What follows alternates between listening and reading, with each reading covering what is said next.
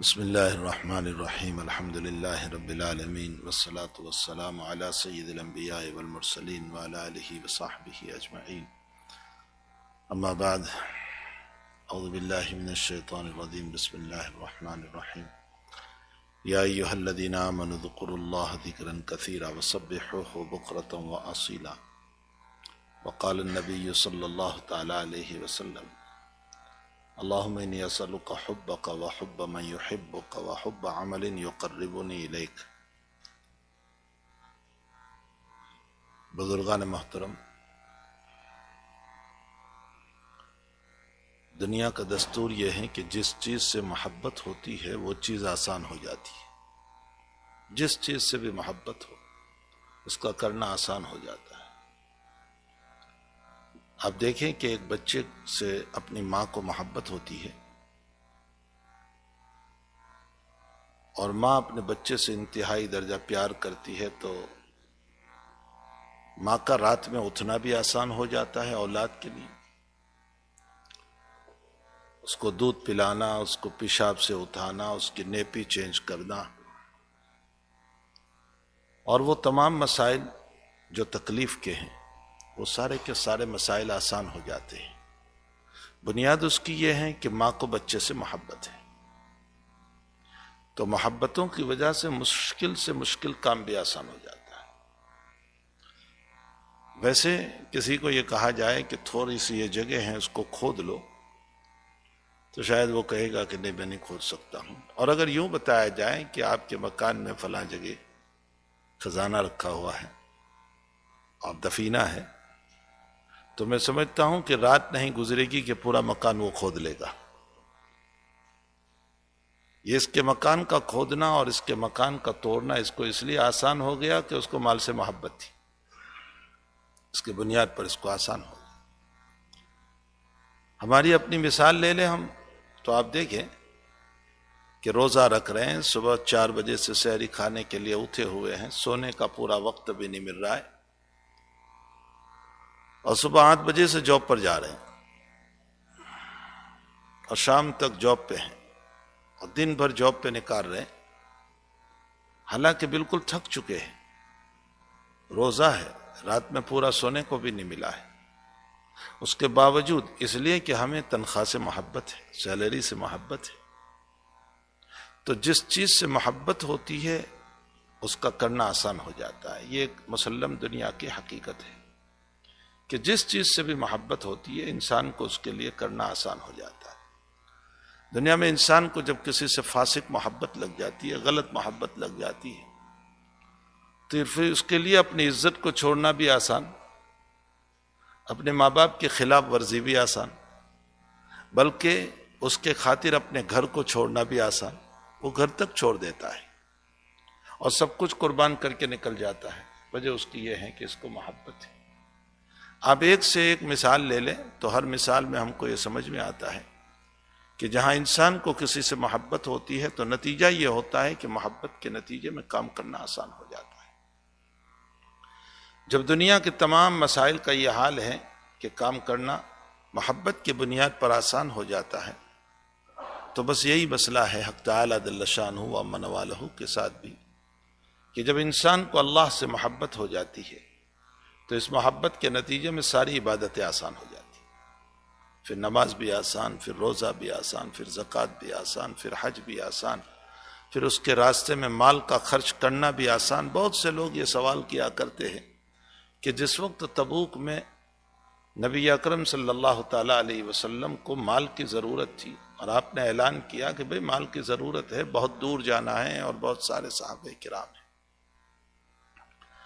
اور بہت سارے صحابہ غریب بھی تھے اس موقع پر جن کو سواری نہیں تھی، اس لیے کہ مدینے سے 950 کلومیٹر 950 کلومیٹر جانا تھا، کوئی آسان مسئلہ نہیں تھا، کھانا پینا ساری ضرورتیں، اور بہت سارے غریب صحابہ۔ اسی میں وہ واقعہ بھی پیش آیا ہے کہ منافقین تو بہانے بنا کر کے نہیں گئے تھے، عذر کر دیا تھا، اس لیے کہ اصل میں جس وقت تبوک میں جانے کا مسئلہ آیا اسی وقت باغات تیار ہو گئے تھے، کھجوروں کے باغات تیار تھے، پھر یہ کہ قحط بھی پڑا ہوا تھا، اس سال بہت کھجوریں نہیں آئی تھی، تو کچھ باغ ویران بھی تھے. تو ایک طرف باغات کی ویرانی، ایک طرف سیزن آیا ہوا ہے، اور ایسے موقع پر حضرت فرما رہے ہیں کہ چلو یہ ایک امتحان تھا. تو جو مخلص صحابہ تھے وہ تیار ہو گئے. قریباً 30,000 صحابہ کرام حضور کے ساتھ روانہ ہوئے تھے. جو منافقین تھے انہوں نے بہانے بنائے، نہیں گئے. لیکن 3 مخلص صحابہ بھی نہیں گئے تھے. اس میں ایک کعب ابن مالک تھے، ایک ہلال ابن امیہ تھے، ایک مرارہ ابن ربی تھے. یہ 3 صحابہ تھے، مخلص صحابہ تھے. اور تینوں کے تینوں جو ہے مدنی صحابہ ہیں، انصاری صحابہ. یہ تینوں کے تینوں آج کل کرتے حضرت کعب رضی اللہ تعالیٰ عنہ اپنا پورا واقعہ نقل کرتے ہیں. محدثین نے اس کو بہت تفصیل سے نقل کیا ہے کہ کعب ابن مالک رضی اللہ تعالیٰ عنہ فرماتے ہیں کہ بس میں یہ سوچ رہا تھا کہ کل نکلوں گا، کل پہنچ جاؤں گا، میرے پاس تیز رفتار سواری ہے، فکر کی کیا ضرورت ہے، ارے 2 دن میں پہنچ جاؤں گا، ابھی تو راستے میں ہوں گے آپ صلی اللہ علیہ وسلم. بس یہ آج کل کرتے کرتے حضرت پہنچ گئے. اور حضرت نے بھی پورے راستے میں نہیں پوچھا، لیکن جب تبوک پہنچے ہیں تو پوچھا کہ کعب نظر نہیں آتا. کسی صحابی نے تبصرہ کرتے ہوئے کہہ دیا کہ اصل مسئلہ یہ ہوا ہے کہ اس کو دولت کا نشہ آ گیا. ہوتا ہے آج کل بھی ایسے لوگ بول دیتے ہیں، کسی کے باب میں بھی کچھ اپنی طرف سے فیصلے کر دیتے. بھئی اس کے اندر کا کیا حال ہے ہم کو کیا پتا. کسی کے اوپر ایک دم سے ہمیں تبصرہ نہیں کرنا چاہیے. فرمایا اس کو نشہ تکبر ہے اس لیے نہیں آیا. دوسرے صحابی نے فرمایا کہ نہیں ایسی کوئی بات نہیں. بہرحال حضرت خاموش رہے، حضرت نے کچھ نہیں فرمایا. جب حضرت واپس تشریف لے آئے تو سیدھے حضرت کا معمول تھا کہ پہلے مسجد میں تشریف لاتے تھے اور آ کر 2 رکعت نماز پڑھتے تھے. اس کو صلاۃ السفر کہا جاتا ہے کہ انسان جب واپس آئے تو 2 رکعت نماز پڑھے، چاہے مسجد میں پڑھے چاہے گھر پہ پڑھ لے. آنے کے بعد لمبے سفر سے جب آئے تو 2 رکعت نماز پڑھ لے. یہ صلاۃ السفر. حضرت مسجد میں اس لیے پڑھتے تھے کہ حضرت کا مکان چونکہ مسجد ہی سے متصل تھا. پھر اس کے ساتھ ساتھ ایک مسئلہ یہ بھی تھا کہ ملنے والے لوگ آتے تھے. اب اگر گھر میں چلے جائیں گے تو ملنے والوں کو بھی تکلیف، حضرت کو بھی تکلیف، اس لیے مسجد ہی میں آپ بیٹھے رہتے تھے تاکہ ملنے والے آپ سے ملاقات کر لیں. اب سارے لوگ ملنے آ رہے، منافقین بھی آ رہے، اور منافقین پھر دوبارہ اپنا عذر پیش کر رہے ہیں. تو حضرت کو اللہ نے راستے ہی میں کہہ دیا تھا کہ یہ منافقین آئیں گے اور اپنے اعذار پیش کریں گے، تم ان کے ظاہر کو سن لینا اور ان کے باطن کو ہمارے حوالے کر دینا. ان کو کچھ کہنا مت. یعتذرون الیکم اذا رجعتم الیہم قل لا تعتذروا لن نؤمن لکم قد نبأنا اللہ من اخبارکم وسیر اللہ. یہ آیات اتری تھی. جتنے منافقین آئے حضرت نے فرمایا ٹھیک ہے بھائی آپ کا عذر تھا، چلو نہیں آئے. کعب ابن مالک آئے. ظاہر سی بات ہے یہ منافق تو تھے نہیں، یہ تو مخلص صحابی تھے. حضرت ان کو دیکھ کر مسکرائے، لیکن کعب فرماتے آپ کی مسکراہٹ میں غصہ تھا. اب ہنس تو رہے تھے لیکن ہنسنے میں غصہ تھا. مجھے پوچھا کیوں نہیں آئے؟ کعب فرماتے ہیں کہ میں نے اس سے پہلے بہت پلان بنائے تھے کہ میں یہ کہوں گا اس طرح بات بنا لوں گا. اور کعب بڑے فصیح بولنے والے تھے. بعض لوگوں کو بات بنانے کا بڑا ملکہ ہوتا ہے، وہ اس طرح بات بناتے ہیں کہ لوگ جھوٹ کو بھی سچ سمجھ لیتے ہیں. حضرت کعب فرماتے مجھے بھی بڑا ملکہ تھا بات بنانے کا. اسٹوری بناتے ہیں نا. حضرت کعب فرماتے ہیں کہ مجھے بھی اسٹوری بنانے کا بڑا ملکہ تھا، میں بھی چاہتا تو اور دل میں تھا بھی کہ میں اس طرح کہہ دوں گا، لیکن جیسے ہی حضرت کی خدمت پہ پہنچا دل کی ساری باتیں نکل گئی اور میں نے صاف صاف کہہ دیا کہ یا رسول اللہ مجھے کوئی عذر نہیں تھا، بس آج کل کرتے کرتے دن ختم ہو گئے، میں نہیں آ سکا. ورنہ تو حضرت نے پوچھا تمہارے پاس سواری نہیں تھی؟ فرمایا 2 سواری تھی. پیسے نہیں تھے؟ فرمایا وہ بھی تھے. سب کچھ تھا. صحت؟ فرمایا صحت بھی تھی. بس یہی مسئلہ تھا کہ آج کل کرتے ہوئے دن نکل گئے. حضرت نے فرمایا اچھی بات ہے، اب تمہارا فیصلہ اللہ کرے گا، اس لیے تم سے بائیکاٹ ہے. اب پورے مدینے میں اعلان ہو گیا منافقین سے بائیکاٹ نہیں، سختی اپنوں کے ساتھ ہوتی ہے. سختی جو ہے نا وہ اپنوں کے ساتھ ہوتی ہے. یہ اپنے تھے، یہ مخلص تھے، یہ مومن کامل تھے، تو سختی اپنوں کے ساتھ ہوا کرتی۔ فرمایا کہ تم سے بائیکاٹ رہے گا جب تک اللہ کا حکم نہ آئے، اور اہل مدینہ کو اعلان کر دیا کہ کوئی ان سے بات بھی نہ کرے۔ ایسے 3 صحابہ تھے، کعب اور 2 اور تھے۔ اب دن گزرتے رہے، کعب فرماتے ہیں کہ میرا حال یہ ہے کہ میں تو جوان تھا، وہ دونوں تو برے تھے، اس لیے وہ نہیں نکلتے تھے، میں تو نکلتا تھا، تو بازار میں جب جاتا تھا تو مجھ سے کوئی بات کرنے کے لیے تیار نہیں، سب منہ پھیر لیتے تھے، میں سلام کروں سلام کا جواب کوئی دینے کے لیے تیار۔ فرمایا مجھے فکر یہ تھی ان دنوں میں کہ اگر اسی حالت میں میری موت ہو گئی تو حضرت میری جنازے کی نماز نہیں پڑھائیں گی، مجھے فکر یہ تھی، اور اگر حضرت کی وفات ہو گئی تو قیامت تک مجھ سے کوئی بولے گا نہیں، چونکہ وحی کا سلسلہ بند ہو جائے گا، بس مجھے یہ فکر تھی۔ فرمایا میں جان بوجھ کر حضرت کے پاس آتا تھا، زور سے سلام کرتا تھا، السلام علیکم یا رسول اللہ، اور دیکھتا تھا کہ حضرت کے ہونٹ ہلتے ہیں یا نہیں جواب کے لیے، اور جان بوجھ کر میں حضرت کے قریب نماز پڑھتا تھا، اور یہ دیکھتا تھا کہ حضرت مجھے نماز میں دیکھتے ہیں یا نہیں، تو میں نماز میں کنکھیوں سے حضرت کو دیکھتا رہتا تھا کہ مجھے دیکھتے ہیں یا نہیں۔ محبت تھی نا، محبت میں جدائی برداشت کیسے ہوگی؟ بھائی ہمیں محبت نہیں ہے اس لیے ہم کو اس کا علم نہیں ہوتا ہے، وہ تو صحابہ کی جان لے کر پوچھو، ان کی آنکھیں لے کر پوچھو۔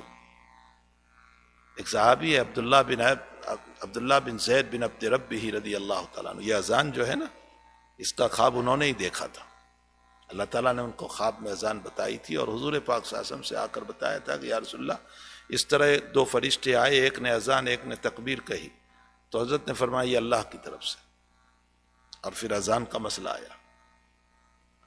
وہ صحابی کھیت میں، ان سے ایک ہی روایت ہے صرف اذان کی روایت بس، وہ کھیت میں کام کر رہے تھے اور ان کو اطلاع ملی کہ نبی علیہ الصلوۃ والسلام کا انتقال ہو گیا، تو کھیت میں کھڑے کھڑے دعا کر رہے ہیں کہ اللہ یہ آنکھیں نبی کو دیکھنے کے لیے تھی، نبی نہ رہے مجھے بینائی کی ضرورت نہیں، مجھے نابینا کر دے تو ہو سکتی ہے دعا ہم سے؟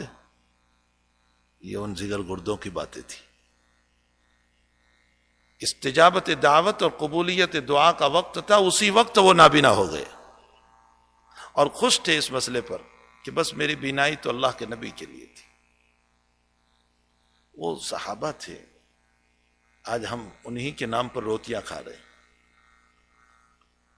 انہی کے نام پر ہمیں روٹیاں مل رہی ہے، ورنہ ہمارا اپنا کوئی کمال نہیں، نہ ہماری نمازوں میں وہ جان ہے، نہ ہماری عبادتوں میں وہ جان ہے، نہ سنت رسول ہمارے پاس ہے، نہ عشق رسول ہمارے پاس ہے، نہ محبت رسول ہمارے پاس ہے۔ کیا محبت رسول اور عشق رسول ہمارے پاس ہوتا تو دنیا کا یہ مسئلہ ہوتا؟ بہرحال حضرت کعب فرماتے ہیں کہ میں بالکل حضور کے قریب نماز پڑھتا تھا اور دیکھتا تھا کہ حضرت مجھے دیکھتے ہیں یا نہیں، تو جب میں نماز شروع کر دیتا تھا تو حضرت مجھے دیکھتے تھے، اور جب میں سلام پھیرتا تھا اور پھر حضرت کو دیکھتا تھا تو حضرت منہ پھیر لیتے تھے۔ حافظ ابن حجر عسقلانی بہت بڑے محدث ہیں، انہوں نے اس پر ایک بات لکھی ہے، فرمایا کہ نماز میں اللہ بھی اپنے بندے کو دیکھتا ہے تو نبی کیوں نہیں دیکھے گا؟ اس لیے آپ صلی اللہ علیہ وسلم دیکھتے تھے نماز میں۔ اس طرح 40 دن گزر گئے، 1-2 دن میں۔ ان 40 دن میں رومن امپائر کی تحت ایک چھوٹی سی کنٹری تھی غسان، غسان کا بادشاہ عیسائی تھا، اس نے ایک دعوت نامہ بھیجا حضرت کعب ابن مالک کے اوپر اور فرمایا کہ کعب ہم نے سنا ہے کہ تمہارے نبی کا تم پر بڑا ظلم ہوا ہے اور تم سے بائیکاٹ کیا ہے، تم ہماری کنٹری میں آ جاؤ، ہم تم کو بڑا عہدہ دیں گے۔ حضرت کعب ابن مالک کو جب یہ لیٹر پہنچا ہے تو حضرت بہت پریشان، اور فرمایا یہ ایک اور مصیبت آ گئی، ایک طرف تو حضرت کا مسئلہ ہے، ایک طرف یہ مصیبت اور آ گئی میرے سر پر کہ باطل دعوت دے رہا ہے۔ ہمارے بزرگان دین اس حدیث شریف پر فرماتے ہیں کہ جب ہم دین کے کسی مسئلے میں کمی آ جاتی ہے نا تو باطل ہم پر غالب آ جاتا ہے، یہ مثال ہے اس کی کہ آج باطل بھی دعوت دینے لگا۔ حضرت نے کعب ابن مالک نے اس خط کو جلا دیا، یہ نہیں کہ حضور کے پاس لے کر گئے اور کہا کہ یا رسول اللہ بائیکاٹ ختم کرتے ہیں یا میں جاؤں وہاں. ہم ہوتے تو اسی طرح احسان جتاتے. قرآن کہتا ہے لا تمنوا علی اسلامکم، اسلام پہ تم احسان نہ جتاؤ کہ ہم مسلمان ہیں، ہم نمازی ہیں، ہم فلاں ہیں، ہم فلاں ہیں. بل اللہ یمن علیکم ان ہداکم، اللہ کا احسان مانو کہ اللہ نے تم کو ہدایت عطا فرمائی، اس نے تم کو توفیق دی. بل اللہ یمن علیکم ان ہداکم للایمان، ایمان کی. اگر تم سچے ہو تو اللہ کا احسان مانو. ہمارے شیخ سعدی رحمۃ اللہ علیہ ایک ولی کامل گزرے ہیں، بہت بڑے بزرگ صوفی وقت گزرے ہیں. شیخ سعدی رحمۃ اللہ علیہ فرماتے ہیں منت بنے کہ خدمت سلطان ہمیں کنم، منت بنے کہ خدمت سلطان ہمیں کنم، منت شناس کے بادشاہ ترا بخدمت داس. تم یہ احسان مت جتاؤ کہ میں بادشاہ کی خدمت کر رہا ہوں، بادشاہ کا احسان مانو کہ بہت سارے خدمت کرنے والے تھے، تیری چوائس کر لی، تیرا انتخاب کر لیا. اس کا احسان ہے کہ اس نے ہم کو ایمان کی دولت دی، نماز کی توفیق دی. اپنا احسان مت جتاؤ کہ ہم نے اللہ پر احسان کیا، صدقہ دے کر، خیرات دے کر، زکوٰۃ دے کر اور نمازیں پڑھ کے، روزے رکھ کے احسان کر دیا. اللہ پر کوئی احسان نہیں، تعالیٰ جل شانہ پر کوئی احسان. حقیقت یہ ہے کہ ساری دنیا اگر ایسے دل لے کر کے بیٹھ جائیں کہ سب ولی کامل بن جائیں، اللہ کہتا ہے میری خدائیت میں کوئی زیادتی نہیں ہو سکتی. مسلم شریف کی روایت ہے. اور سارے کے سارے فرعون، حامان، قارون جیسا دل لے کر کے بیٹھ جائے، اللہ تعالیٰ فرماتے ہیں میری خدائیت میں کوئی کمی نہیں ہو سکتی. مولانا تقی صاحب عثمانی کا ایک سفر ہوا تھا تو آپ کا جانا ہوا گرناتا مسجد قرطبہ کے اندر. تو مولانا نے اپنے سفر نامے میں ایک جگہ لکھا ہے کہ میں جب قرطبہ پہنچا تو مسجد قرطبہ جو تھی آج بھی ہے، کسی زمانے میں یہ بڑی شاندار ہماری مسجد تھی، ہماری یادیں تھی، ہماری یادیں تھی. اس کی تاریخ میں یوں لکھا ہے کہ علامہ قرطبی رحمۃ اللہ علیہ اسی مسجد میں بیٹھ کر درس دیا کرتے تھے، اور کبار محدثین و مفسرین نے اسی مسجد میں بیٹھ کر پڑھایا. اور اس میں اتنے مصلی ہوتے تھے، اتنے مصلی ہوتے تھے کہ چراغ جلانے کے لیے ہر آدمی اپنے گھر سے تیل لے کر آتا تھا، چراغ لے کر آتا تھا، تب روشنی ہوتی تھی. اتنے مصلی ہوتے تھے، اتنے سجدے اس میں ہوتے. اور تاریخی پہلو سے ایک مسئلہ اور بھی یاد رکھو کہ جس وقت یہ مسجد ہمارے ہاتھوں سے گئی ہے تو یہ مسئلہ نہیں تھا کہ مسلمانوں کی کمی تھی. تاریخی اعتبار سے پتہ چلتا ہے کہ جس وقت یہ مسجد ہمارے ہاتھوں سے گئی ہے اس وقت 85% مسلم تھے وہاں، اور صرف 15% عیسائی تھے. آپ انداز لگائیں، 85% مسلم تھے اور 15% عیسائی تھے. لیکن مسجد کے جانے کی وجہ کیا ہوئی؟ مسلمانوں کے آپسی اختلاف. نہ الجھنے والے مسائل میں الجھنا، ایسے مسائل میں الجھنا کہ جس سے کوئی فائدہ نہیں. اور پھر مسلمانوں کا بلا وجہ اختلاف کر کے ایک دوسرے سے دوری اور سنت سے دوری، جس کے نتیجے میں حق تعالیٰ نے پورے ملک کو ختم کر کے وہ مسجد جو کسی زمانے میں ہزاروں لاکھوں انسانوں کے نماز کی جگہ تھی اور لاکھوں سجدے ہو رہے تھے، اور جہاں ہمارے اکابر درس دیا کرتے تھے، وہ مسجد آج اس عالم میں ہے کہ وہاں آپ نماز نہیں پڑھ سکتے. ایک ذرا سا حصہ رکھا ہے مسجد صرف یہ بتانے کے لیے کہ یہ مسجد تھی، باقی اس میں میوزک بج رہے، باقی اس میں سلیب نصب کیا گیا ہے. اور وہ بھی جو اتنی سی جگہ رکھی ہے یہ بتانے کے لیے کہ یہ مسجد تھی، تاکہ مسلمانوں کا دل اور جلے کہ کہاں ہماری مسجد تھی اور کیا ہو گیا، یہ اور بھی تکلیف پہنچانے کی. مولانا لکھتے ہیں کہ ہم وہاں پہنچے تو میں اور میرے ایک ساتھی تھے، ہم دو ہی تھے. میں نے کہا کہ ہمیں کسی طرح یہاں نماز پڑھنا ہے، کسی طرح نماز پڑھنا ہے. اس وقت تو کوئی نماز کا وقت بھی ہو رہا تھا، تو میرے ساتھی نے اذان دی اور میں نے نماز پڑھائی، تو ہم 2 ہی کے سجدے تھے۔ مولانا اپنے سفر نامے میں لکھتے ہیں کہ اس وقت میرے دل پر ایک کیفیت طاری ہوئی اور میں نے کہا رب کریم، اسی جگہ پر ایک مرتبہ لاکھوں سجدہ کرنے والے تھے اور اس وقت 2 آدمی سجدہ کرنے والے ہیں، لیکن تو اتنا بے نیاز ہے، نہ لاکھوں سے تو بڑا ہوا اور نہ 2 سے تو کم ہو گیا۔ یہ مولانا نے اپنی کیفیت لکھی۔ حقیقت حال یہ ہے کہ ساری دنیا بھی اگر ولایت کاملہ لے کر بیٹھ جائیں تو اس اللہ کی خدائیت میں کوئی زیادتی نہیں ہو سکتی، اور اگر ساری دنیا باغی بھی بن جائیں کوئی حرج نہیں۔ اس نے قرآن میں کہا ہے ان تتولوا یستبدل قوما غیرکم ثم لا یکونوا امثالکم۔ کڑوی بات ہے، تھوڑی یاد رکھیں، تھوڑی سی بات کڑوی ہے۔ اگر تم میرے نافرمان بنو گے، اور اس کی نافرمانی کی دلیل یہ ہے کہ نبی کی بغاوت، یہ نافرمانی کی دلیل ہے، اس لیے کہ قرآن میں اللہ نے فرمایا ہے کہ ان کنتم تحبون اللہ فاتبعونی، اگر اللہ کی محبت کے تم چاہت والے ہو تو نبی کی اتباع کرو۔ معلوم ہوتا ہے کہ اللہ کی چاہت تبھی ملے گی جب نبی کی اتباع ہوگی، تو نبی کی بغاوت پر اللہ کی چاہت اور محبت نہیں مل سکتی، یہ طے شدہ مسئلہ ہے۔ تو اللہ فرماتے ہیں ان تتولوا، اگر تم روگردانی کرو گے، یعنی میرے نبی کی سیرت کو نہیں اپناؤ گے، اس سے منہ پھیرو گے، جیسے آج امت نے پھیرا ہوا ہے۔ یستبدل قوما غیرکم، تو میں تمہاری جگہ پر دوسری قوموں کو ایمان دے دوں گا، ہدایت دے دوں گا۔ اس کی ذات سے بعید نہیں ہے، اس کی ذات سے بالکل بعید نہیں۔ یہ جتنے صحابہ کرام مسلمان ہوئے ہیں ان کو ایمان کی توفیق کس نے دی؟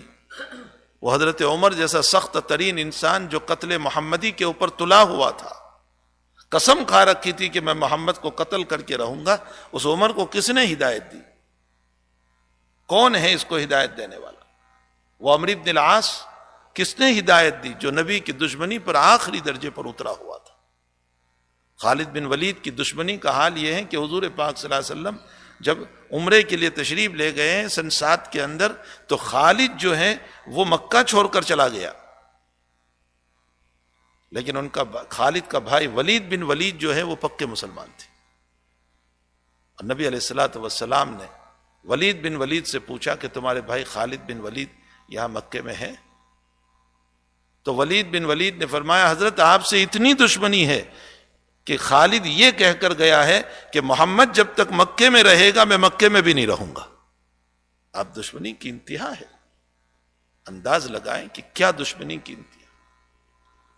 ایک خالد کا جملہ ہے اور ایک حضور پاک صلی اللہ علیہ وسلم کا اس وقت جملہ ہے کہ اگر خالد میرے پاس آ جائیں تو میں اس کو اپنا سپہ سالار بنا لوں گا، میں اس کو اپنا امیر بنا لوں گا۔ وسعت ظرفی کی باتیں میں نے آج ہماری نجی مجلس کے اندر بھی یہ کہا تھا کہ کسی کی تعریف کرنے سے ہماری شان میں کوئی کمی نہیں ہو جاتی۔ آج ہماری زبان کسی کے لیے 2 بول اچھے بولنے کے لیے تیار نہیں ہے، 2 اچھے بول کے لیے تیار نہیں۔ یونس علیہ السلام کی اللہ کے نبی نے تعریف فرمائی اور فرمایا کہ مجھے یونس سے برا کر بیان نہ کرو، حالانکہ تھے ہی آپ تو بڑے حضرت یونس علیہ السلام سے، لیکن فرمایا نہیں۔ فرمایا قیامت کے دن سارے برہنہ ہوں گے، سب سے پہلے جن کو کپڑے پہنائے جائیں گے وہ ابراہیم علیہ السلام۔ آپ نے یہ نہیں کہا میں، آپ حضرت ابراہیم کی تعریف فرما رہے۔ فرمایا قیامت کے دن میں بے ہوش ہوں گا اور ہوش میں آؤں گا تو میں دیکھوں گا کہ موسیٰ علیہ السلام اللہ کا عرش پکڑ کے کھڑے ہیں، مجھے نہیں لگتا کہ موسیٰ بے ہوش ہوئے ہو۔ حضرت موسیٰ کی تعریف فرما رہے ہیں، تو کیا شان نبوت میں کوئی کمی ہو گئی؟ ان کی عزت میں کوئی کمی ہو گئی؟ امت کو اس بات کی تعلیم دی کہ کسی کی تعریف سے تمہاری شان میں کوئی کمی ہونے والی نہیں۔ لیکن مسئلہ ہمارا یہ ہے کہ ہم کسی کے لیے 2 اچھے بول بولنے کے لیے تیار۔ تو خیر میں یہ کہہ رہا تھا کہ ہماری آپ کی عبادتوں سے جو ہیں اللہ کی برائی نہیں، اور ہماری آپ کی عبادتوں کے چھوڑنے سے اللہ کی کمی نہیں۔ وہ اپنی جگہ شان ربوبیت، شان مالکیت، شان حاکمیت لیے ہوئے ہیں۔ تو فرمائیں ان تتولوا، اگر تم میرے نہیں بنو گے، حضور پاک صلی اللہ علیہ وسلم کی اتباع نہیں کرو گے، میں تمہاری جگہ دوسروں کو ہدایت دے دوں گا، یستبدل قوما غیرکم۔ تو اللہ کے نبی علیہ السلام نے فرمایا اگر خالد میرے پاس آ جائے تو میں اس کو اپنا سپہ سالار بنا لوں، میں اپنا امیر بنا لوں گا۔ کہا خالد کی دشمنی، کہا حضرت کی بات۔ اور یہی بات ولید بن ولید نے بھائی نے خالد کو پہنچائی کہ محمد تو تیرے باپ میں یہ فرما رہے، اور اسی جملے نے میں اثر کیا، اور حضرت عمرۃ القضاء فرما کر مدینے نہیں پہنچے کہ خالد بن ولید پیچھے سے چلے۔ تو عمرو بن العاص نے پوچھا کہاں جا رہے ہیں؟ فرمایا کہ بس غلامی محمدی میں جا رہا ہوں۔ تو عمرو بن العاص نے کہا میں بھی چلتا ہوں۔ دونوں انتہائی دشمن، دونوں۔ مسلم شریف میں عمرو بن العاص کی دشمنی خود بیان کرتے عمرو بن العاص رضی اللہ تعالی۔ عمرو بن العاص اپنے بیٹے کو اپنی وفات سے پہلے فرماتے ہیں، عبداللہ ابن عمرو بن العاص کو فرماتے ہیں کہ بیٹے مجھ پر 3 دور گزرے۔ ایک دور وہ گزرا کہ جس میں نبی سے بڑھ کر میرا دشمن کوئی نہیں تھا، اور مدینے سے بڑھ کر مبغوض شہر کوئی نہیں تھا۔ اگر اسی دور، اور میری دشمنی کا حال یہ تھا کہ میں ہر وقت اس کوشش میں تھا کہ محمد مل جائے تو گردن مار دوں۔ فرمایا اگر اسی زمانے میں مر جاتا تو سیدھا جہنم میں جاتا۔ پھر مجھ پر ایک دور وہ آیا کہ جس میں میں ایمان لے آیا، اب نبی سے بڑھ کر محبوب کوئی نہیں، اور مدینے سے بڑھ کر محبوب کوئی نہیں۔ فرمایا اسی دور میں میری موت ہو جاتی، میں سیدھا جنت میں جاتا۔ اس کے بعد بیٹے اللہ کے نبی دنیا سے تشریف لے گئے، پھر حالات چلے۔ حضرت معاویہ کی طرف تھے عمرو بن العاص رضی اللہ تعالیٰ عنہ، اور فرمایا بیٹے تو جانتا ہے کیسے حالات چلے، میرے بیٹے اب مجھے ڈر لگتا ہے کہ نہ معلوم میرا کیا حشر ہوگا اللہ کے پاس۔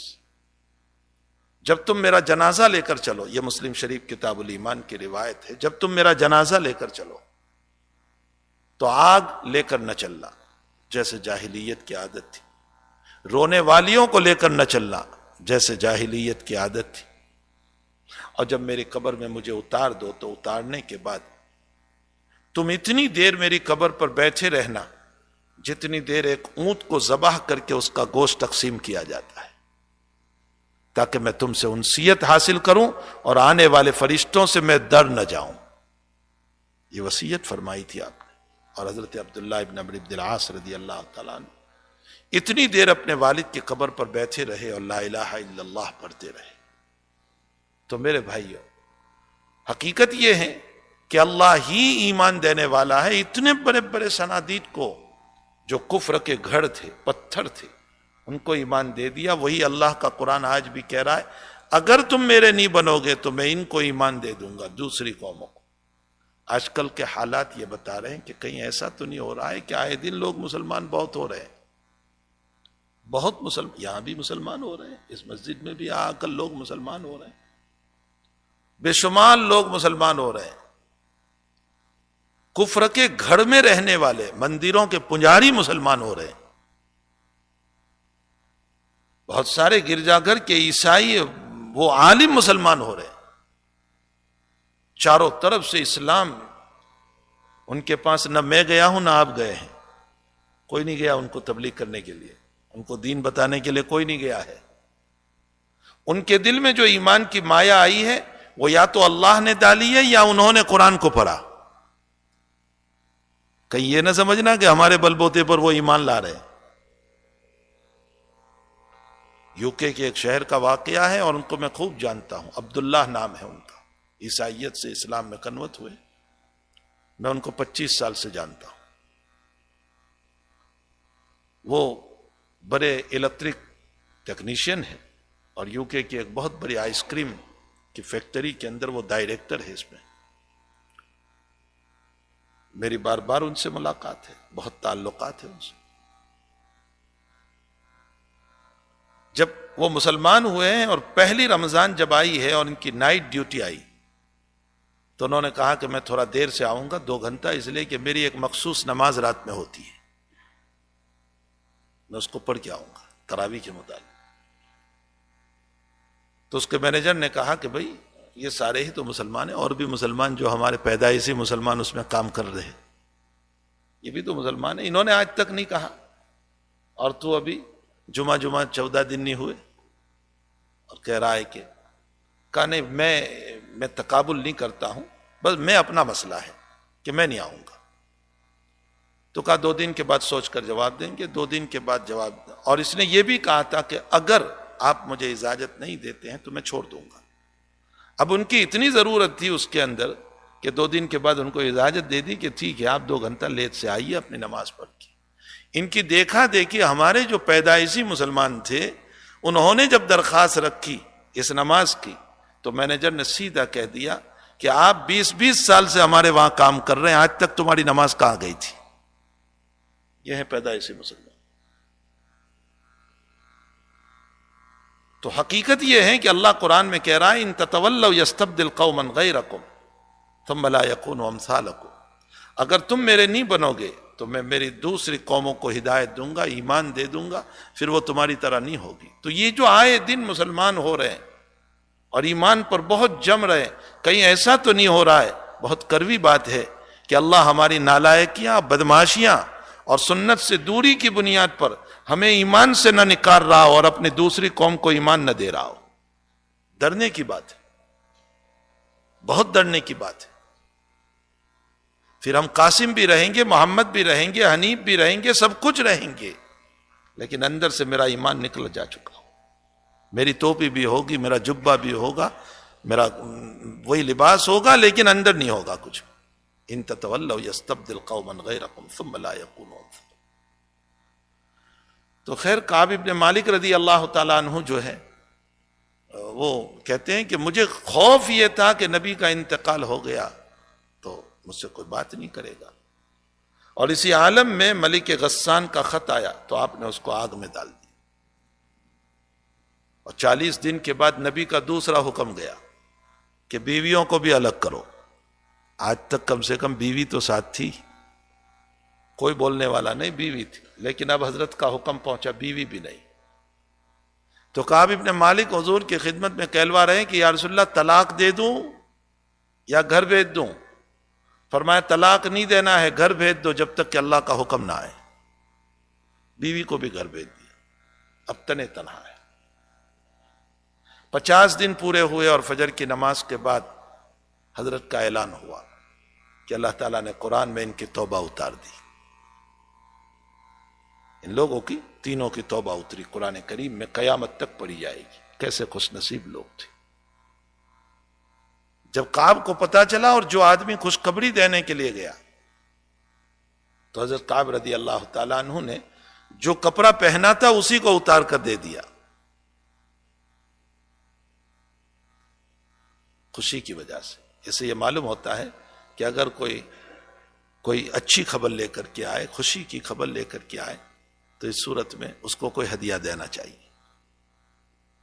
تو اپنا کرتا نکال کر دے دیا۔ حضرت الامام محمد ابن ادریس الشافعی، مجھے تو حضرت نے یہ کہا تھا کہ تقلید پر، لیکن میرے ذہن سے بات نکل گئی، ابھی امام شافعی کا نام یاد آیا تو بات یاد آئی۔ موقع رہا تو انشاءاللہ تقلید پر بھی عرض کی جائے گی بات کہ تقلید کیا چیز ہے، ائمۃ الاربعہ کیا ہے۔ حضرت الامام محمد ابن ادریس الشافعی رحمۃ اللہ علیہ نے خواب دیکھا کہ امام احمد ابن حنبل رحمۃ اللہ علیہ بڑے امتحان میں مبتلا ہوں گے، شاگرد تھے، اور حضور پاک صلی اللہ علیہ وسلم نے بتایا تھا کہ بڑے حالات آئیں گے امام احمد پر، لیکن خوشی کی بات یہ ہے کہ احمد جم کر رہے گا۔ امام شافعی رحمۃ اللہ علیہ نے اس خواب کی اطلاع کے لیے امام احمد کے پاس آدمی بھیجا، مصر سے بغداد۔ امام شافعی مصر میں تھے، وہ بغداد میں تھے۔ امام احمد کو ساری بات بتائی تو واپس جب خادم واپس آیا تو پوچھا کہ امام احمد نے کوئی ہدیہ دیا؟ خوشی سن کر کہ بھئی تم جمے رہو گے ایمان پر۔ فرمایا ہاں، اپنا کرتا دیا۔ تو حضرت الامام شافعی رحمۃ اللہ علیہ نے اپنے شاگرد رشید اسماعیل مزنی رحمۃ اللہ علیہ، جو امام طحاوی کے ماموں ہوتے ہیں، وہ امام شافعی کے شاگرد ہے، وہی گئے تھے۔ ان سے کہا کہ بیٹے یہ جو کرتا تجھے ہدیہ دیا ہے نا، ایک رات میرے پاس چھوڑ جا، کل میں تجھے واپس کر دوں گا۔ رات میں لے لیا، پانی میں بھگو دیا، اور صبح کو امام شافعی نے وہ پانی پی لیا اور فرمایا احمد کا تقوی مجھ میں آ گیا۔ یہ امام احمد کا مقام معلوم ہوتا ہے. یہ لوگ جو ائمۃ الاربعہ پر کلام کرتے ہیں نا، یہ ہیں امام احمد، یہ ہیں امام شافعی، امام ابو حنیفہ، امام مالک. ان کے جو مقامات ہیں، اگر ان کا مقام دیکھیں گے کہ ٹوپی پیچھے گر جائے گی ہماری. ہم کیا ان کے مقام کو جانیں. حضرت امام ابو حنیفہ رحمۃ اللہ علیہ ایک مرتبہ گزر رہے تھے اور ایک عورت نے کہا کہ یہ وہ آدمی ہے کہ جو رات بھر اللہ کے سامنے تہجد میں کھڑا رہتا ہے، نماز پڑھتا ہے. امام ابو حنیفہ رحمۃ اللہ علیہ فرماتے ہیں کہ اللہ میں تو ایسا ہوں نہیں، رات بھر تو میں نہیں پڑھتا ہوں، صبح کچھ پڑھ لیتا ہوں. اور یہ حسن ظن رکھتی ہے کہ میں رات بھر میں اس کے حسن ظن کو خراب نہیں ہونے دوں گا. اسی رات سے آپ عشاء کے بعد کھڑا ہونا شروع ہو گئے، صبح تک نماز پڑھتے رہے 40 سال تک. بتائیے کیا ہمارے اعمال ہیں؟ ہمیں کیا بولنے کا حق ہے ان اکابر پر جو ائمۃ الاربعہ پر کلام کرتے ہیں؟ ان کے مقام کو ہم کیا جانیں. تو خیر کعب ابن مالک نے اپنا کرتا نکال کر کے دے دیا اور پھر حضرت کی خدمت میں آئے. مسجد نبوی میں حضرت بیٹھے ہوئے تھے، سارے لوگ مبارکبادی دے رہے تھے. حضرت کے پاس آئے، حضرت بھی مسکرائے، مبارکبادی دی اور وہ آیات سنائی جو ان سے متعلق اتری تھی. وَعَلَى الثَّلَاثَةِ الَّذِينَ خُلِّفُوا حَتَّى إِذَا ضَاقَتْ عَلَيْكُمُ الْأَرْضُ بِمَا رَحُبَتْ. ساری آیات سنائی اور فرمایا تمہاری توبہ قبول ہو گئی. اور پھر اوپر سے فرمایا کہ کعب پیدائش سے لے کر آج تک تیری زندگی میں خوشی کا ایسا دن کبھی نہیں آیا، اس سے بہتر خوشی کا دن کوئی نہیں. اب محدثین بھی ظالم عجیب ہے، سوال ایسا کر لیتے ہیں. محدثین فرماتے ہیں کہ وہ جب ایمان لائے تھے وہ خوشی کا دن تو تھا، آج تو صرف توبہ قبول ہوئی ہے. وہ جب ایمان لائے تھے وہ کتنا بڑا دن تھا کہ کفر سے ایمان میں آئے. تو ہونا تو یہ چاہیے تھا کہ وہ خوشی کا دن، اور نبی علیہ السلام آج کے دن کو فرما رہے ہیں.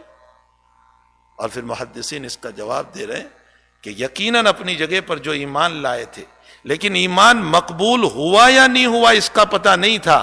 آج توبہ بھی قبول ہو گئی اللہ کی طرف سے، ایمان بھی مقبول ہو گیا، اس کا پتہ چلا. اس لیے آج کا دن سب سے افضل ہے، سب سے اونچا دن آج کا ہے.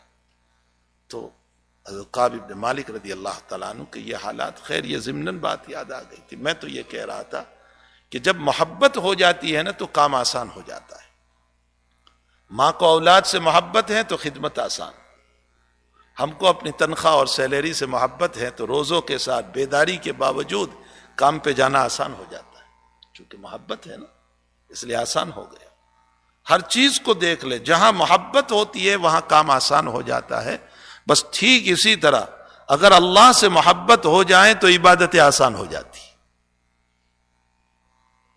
ہمارے بزرگوں کے وہاں جو خانقاہی نظام چلتا تھا وہاں طریقہ کلندری ہوتا تھا. ایک طریقہ کلندری کا مطلب یہ ہوتا تھا کہ ان کو اللہ سے محبت پیدا کرا دو. بس ان کو یہ بھی مت کہو کہ تم نماز پڑھو، تم روزہ رکھو، یہ تو زبردستی کا سودا ہوگا. فرمایا نہیں، ان کو محبت پیدا کرا دو.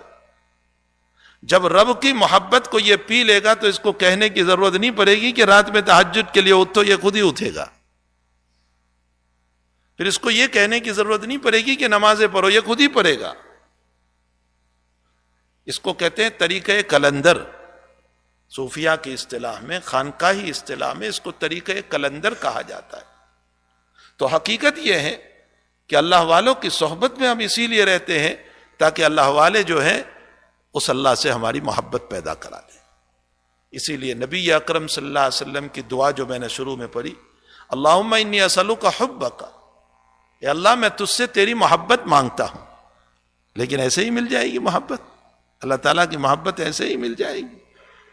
اللہم انی اسألک حبک وحب من یحبک، اور اے اللہ ان اللہ والوں کی محبت بھی مانگتا ہوں جو تجھ سے محبت کرتے. یہ نبی علیہ السلام کی دعا ہے، یہ کسی اور کی نہیں. وحب من یحبک، اور اے اللہ ان اللہ والوں کی محبت بھی میں مانگتا ہوں جو تجھ سے محبت کر رہے ہیں. یعنی اللہ مجھے اللہ والوں کی محبت بھی نصیب فرما دے. وحب عمل یقربنی الیک، اور ان اعمال کی محبت بھی مجھے عطا فرما دے جو تجھ سے قریب کر دے. جو عبادات ہے، اخلاق حسنہ ہے، وہ تجھ سے جب قریب کر دے، ان عبادتوں کی محبت بھی مجھے عطا فرما دے. تو حقیقت یہ ہے کہ اللہ کی محبت سب کچھ ہے. اسی کو گھول کر پینا چاہیے تاکہ اس کے نتیجے میں ہمارے دین کے سارے کام آسان ہو جائیں، پھر کسی کو کچھ کہنے کی ضرورت نہیں پڑے گی، بس اللہ ہی اللہ ہمارے دل میں بسا رہے گا، اور اللہ ہی اللہ کی باتیں ہمارے دل میں بسی رہے گی، اور ہر وقت اسی کا دھن، اسی کی فکر، اسی کا ذکر، اسی کا تذکرہ، اور ہر وقت اللہ اللہ کے تذکرے دلوں پر رہیں گے۔ یہ جو بزرگوں کے حالات جو ہم پڑھتے ہیں کہ ہر وقت ایک دھن لگی ہوئی تھی ان پر، اس کی وجہ کیا تھی؟ بس وہی محبتیں پیدا ہو چکی تھی۔ اللہ کرے کہ اس رب کریم کی محبتیں ہمارے دلوں میں پیدا ہو جائیں۔ وصلی اللہ علی النبی الکریم، الحمد للہ رب العالمین، والعاقبۃ للمتقین، والصلاۃ والسلام علی اشرف الانبیاء والمرسلین وعلی آلہ وصحبہ اجمعین۔ ربنا آتنا فی الدنیا حسنہ وفی الآخرۃ حسنہ وقنا عذاب النار۔ اللہم انا نعوذ بک من علم لا ينفع وقلب لا تخشع ونفس لا تشبع ودعاء لا يستجاب له۔ اللہم انا نسألک ان تخلط القرآن فی قلوبنا ولحومنا ودمائنا واعیننا وابصارنا۔ اللہم انت ربنا ونحن عبادک فاغفر لنا ذنوبنا وکفر عنا سیئاتنا وتوفنا مع الابرار۔ اللہم انا نسألک حبک وحب من یحبک وحب عمل یقربنا الیک۔ اللہم ربنا تقبل منا انک انت السمیع العلیم وتب علینا یا مولانا انک انت التواب الرحیم۔ وصلی اللہ علی النبی الکریم برحمتک یا رحمت۔